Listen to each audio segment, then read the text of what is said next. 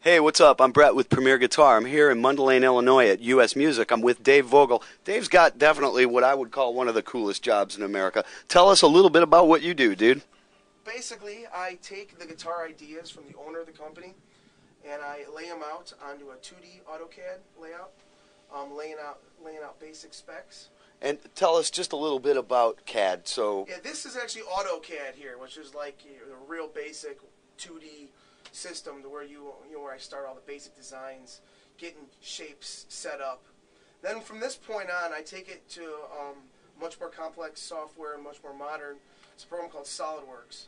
Sure, and boom, now it's starting to look like a guitar. And how this all starts is this is all based off of sketches that are from the previous drawing. Let me see if I can get something opened here pretty quick. Like everything will actually come in as a sketch, as a certain part. And this part will be taken from my AutoCAD file. This route will be brought in to SolidWorks, into here, and then as it's placed as a sketch, you extrude it into a solid. And you'll see how that cavity will be routed out. So every cavity, every cut, every surface is all taken from the AutoCAD dimension 2D drawing to a 3D surface model such as this. And I take it actually to a full assembly as well, where I'll put the parts into the model. So at what point do you actually start bringing in the tool path and telling the CNC machine how to do its job? That is basically done after I get to this point. Then I got to show it to Rudy and Terry, get approval, and Bill Abel, see if this is what they're actually looking for. If everything's all going good and this is what they want, then I'll bring it into a program called Mastercam, which is one of the leading cam softwares I think out there today. I'll say it's the best. I love it. You bring the actual model into Mastercam. Now, this is every part. SolidWorks is you can have multiple parts, but you only machine one part at a time. So I bring each part into Mastercam, and this is the same actual model that you'll see here. Then what I do from that point is I'll begin to apply tool paths to this part to actually machine it out there.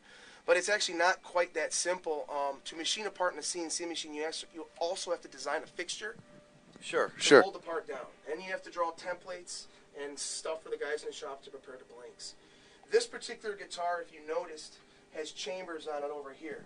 So it actually goes on as a rough mahogany blank. It gets chambered out, and it gets glued up with a maple cap, depending flame or plane on the model that we're doing, the 570, 580, or 590. Then once it's glued up, then it comes pretty much back to this point where I start actually machining the model. And this is a process that you pretty much have to, it depends on experience and how long you've been doing it, because you have a lot of decisions. You have different tool paths that you're able to use to decide how you want to cut it out. And basically there is contour, drill pass, pocketing, facing. And like I said, I'll actually run you through one tool path of putting one on here real quickly. Say you want to cut out this pocket. I want to pocket this out right here. And that pocket's for the bridge humbucker. Pocket is for the bridge humbucker. Okay. Basically, what I do is the first thing I do is I select what I want to pocket, what tool path I want to use, which is a pocket tool path.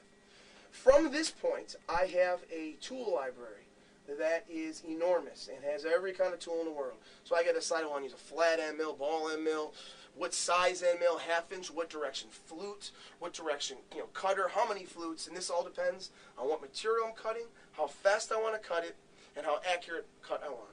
So once I've decided what tool I want to use, and make sure I actually have the tool here, then I go on to setting feeds and speeds, which you'll see when we go out to the shop. That's how fast the tool, you can get a better representation here, how fast the tool goes over to the pocket, how fast it goes down until what we call a plunge rate. So it'll wrap it over fast, and it'll get to a point where I tell it how far off the part to slow down. Mm-hmm. Then I tell it how fast I go in and how fast it actually decides. And when you're talking about telling a tool how far off the part to slow down, that's so you can avoid tear out and things like that. And that's so I don't got to go over really slow, and my boss comes over and go, why is the machine? Why isn't this thing rocking? I'm not making enough guitars. Sure. And then the other choice you have is how you want to pocket it. You have very different way. You have various different ways And this is the very basic. I mean, there's probably 20 different types of pocket tool paths that I can use. Sure, and that's probably 30 different methods. So like I said, this is just depends on what CNC machine you have, your shop conditions. Yep. But I will run through this through every single cavity that I want to route. Sometimes it's a contour. Sometimes it could be the actual surface path that actually does the whole top surface. So it does basically an entire set of maneuvers Exactly. as one And order of as direction. You see here, I line them up as tool paths, so I can have. Sometimes I've got 8, sometimes I've got 50, depending on how detailed I want to get. And in every tool path has a different route of menus, different choices. Okay, what we have here now is after I'm all finished with all my programming, I'm able to verify the actual job that I've done to make sure I'm not going to have any problems. So I'm able to watch it machine the whole entire part through with tool changes and everything. And then you can make revisions to your order of command, And etc. what this will do is hopefully avoid me, wasting company time and material. Yeah, or wrecking some killer wood. Exactly. So hey, man, let's take a walk out to the shop Okay. and see this thing in action. All right. So now what we've got going here is this is the first position of our WI-70 body running on the CNC machine here. After it's completed over here, it will then go on to the different CNC machine, and the front carve will get done along with all the necessary pockets. So this tool path that's happening right now, is it going to cut the entire top in one session? Yes, it's going to do the whole entire carve all in one path, all the details around the knobs and the upper carves on the horn. Then it'll grab a different tool and continuing pocketing. So, and you mentioned what kind of bit is on right now? Yeah, that's a ball end mill that we're doing. It's cutting the maple top, rounded tip, so I can achieve rounded contours in the top. So it's kind of a gradient or a cascade. So it'll grab different tools when you go to do the humbucker route, correct? Exactly, humbucker, pickup, and of course control knobs. It will grab different tools depending on what it's doing. Well, that's way cool, man. So Dave, now we're back in your office, and here's the guitar after it came off or the guitar body, if you will, after it came off the CNC machine, and this is what it looks like when it's all done. Tell me a little bit about some of the marks in the pencil and. Yeah, basically what's going on here now is just going through a QC process. So every route, every hole, every depth, everything will be checked. Parts will be installed, and that's what the process you see right now. Yeah, the back looks pretty good. Everything will be checked. Once everything is verified, then we go and start the run. Yeah, and there you go. It must be pretty cool to see your work come from concept to screen to on the machine, and then boom, here's the guitar. Yeah, it is kind of rewarding to actually see it from the very beginning, to see the part out to the end. Yeah.